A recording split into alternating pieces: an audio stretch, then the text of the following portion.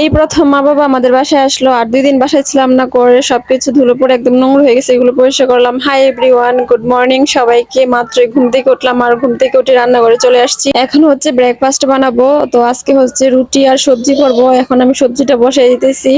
আর তেলটা ভাইবেন না কেউ যে পুড়ে গেছে, এটা হচ্ছে রাতে বেগুন বড়া করছিলাম, এটার তেলটা রয়ে গেছিল, এটার মধ্যে সবজিটা করে নিতেছি। আর আজকে সবজিটা একটু পেঁয়াজ রসুন দিয়ে করব।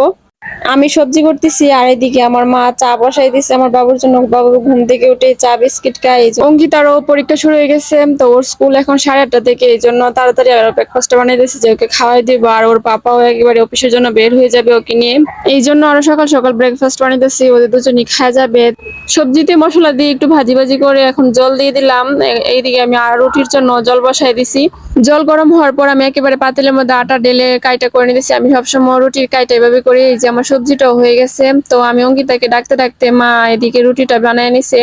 আমি অঙ্কিতাকে ডেকে রেডি করাই দিছি, এখন ওকে খাওয়াই দিতেছি।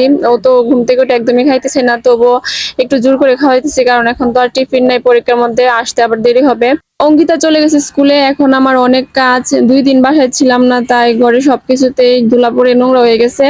এখন আমি সব এগুলা পরিষ্কার করবো। আগে বিছানাটা গুছাই নিতেছি, আর বিছানার চাদরটা আজকে ধুইবো না, কারণ আমি এগুলা যাওয়ার আগেই ধুয়ে গেছি। তো 2 দিন তো মাত্র হয়েছে, তাই ধুইবো না, আর কয়েকদিন যাক তারপর ধুবো। এগুলো অবশ্য আমার প্রতিদিনেরই কাজ, কিন্তু মাঝখানে 2 দিন গ্যাপ যাওয়াতে তো আরো বেশি নোংরা হয়েছে, তো কাজও বেশি। আমাদের এই রুমটায় সকাল সকাল অনেক রোদ আসে, দেখে হয়তো বুঝতে পারতেছেন। আমাদের এই রুমটায় আর হচ্ছে ড্রয়িং রুমের সামনেটা আর রান্নাঘরে, এই 3টা রুমের জানালায় সোজাসুজি, তাই সকালবেলায় অনেক রোদ আসে। সূর্য ওঠার সাথে সাথে রোদটাই আমাদের রুমে ঢুকে পড়ে, একদম বিছানার মধ্যে রোদ এসে পড়ে। গরমের মধ্যে তো সকাল সকালে এই রোদই অনেক গরম লাগে, আর শীতের দিন তো রোদটা অনেক ভালো লাগে। শীতের দিন আমাদের বাসায় অনেক ভালো লাগে, আমি তো রোদের মধ্যেই বসে থাকি। আর এই বাসায় ওঠার পরেই প্রথম মা বাবু আমাদের বাসায় আসলো। আমি বাড়িতে যাওয়ার পর আমার সাথে আসার কথা ছিল, কিন্তু আমার যাওয়ার সময় যেহেতু অঙ্কিতার পরীক্ষা শুরু হয়ে গেছে, এই জন্য আমি মা বাবুকে বলছি যে তোমরা 2 দিন আগে এসে পড়ো, তাহলে অঙ্কিতা তোমাদের সাথে থাকতে পারবে। না হলে আবার অঙ্কিতার পাপা আর একটু কষ্ট হয়ে যাবে অঙ্কিতাকে নিয়ে। আমি বাড়িতে যেদিন গেছি ওই দিনই আমার মা বাবা আসছে, আর আমি গেছি হচ্ছে সকালবেলা, আর আমার মা বাবা আসছে হচ্ছে বিকালবেলা। তো এতটুকু সময় অঙ্কিতা ওর বাবার সাথে অফিসে ছিল। অঙ্কিতাকে পরীক্ষার মধ্যে রেখে গেছে, আমার যে কি টেনশন হইতেছিল।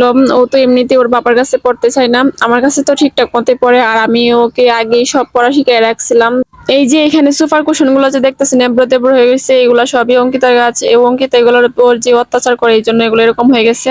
আর ভালো কুশন রাখি না, কারণ ও তো এখন এগুলাই করবে। এখন আমার সবকিছু মোছা হয়ে গেছে, ঘরও ঝাড় দিয়ে দিছি, এখন ঘরটা মুছে নিতেছি। আমি কালকে বাড়ি থেকে এসে ঘরটা একটু পরিষ্কার করে তারপর হচ্ছে স্নান করছি।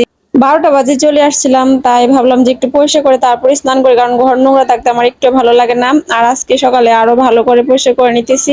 অঙ্কিতার যেদিন স্কুল খোলা থাকে সেদিন আমার এই কাজগুলো করতে বেশি সুবিধা হয়, কারণ ও যে দুষ্টামি করে, ও থাকলে তো 1 ঘন্টার কাজ 2 ঘন্টা লেগে যায়।